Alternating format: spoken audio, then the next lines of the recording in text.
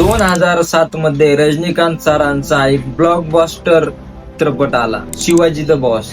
त्या चित्रपटात एक सामान्य माणूस भारताच्या एज्युकेशन आणि हेल्थ सिस्टम मध्ये जे भ्रष्टाचार होतं त्याच्या विरोधात तो लढतो आणि जिंकतो.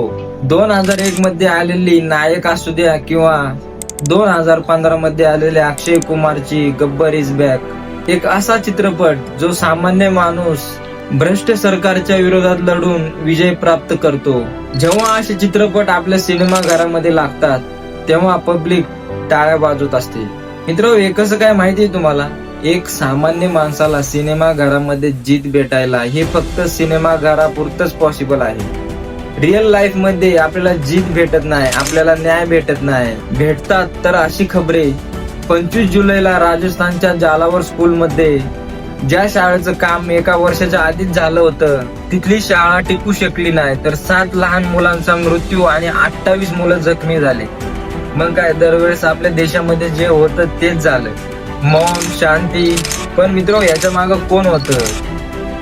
ह्याच्या मागचं खरं सांगणारा एक जालावरचा कलेक्टर होता. त्यांचं नाव अजय सिंग. त्या तालुक्यातल्या जेवढ्या शाळा आहेत त्यांना निर्देश दिले होते, काही प्रॉब्लेम किंवा काही अडचण असेल तर लगेच आम्हाला कळवा. ज्या शाळेत जे प्रकरण घडलं ती शाळा त्या लिस्ट मध्येच नव्हती. मित्रांनो, काय वाटतं आपल्या देशातली भ्रष्टाचार किती दिवस अजून आपण सहन करायची? एका राज्यापुरतं मर्यादित नाहीये, हे प्रत्येक राज्यामध्ये हे चालू आहे.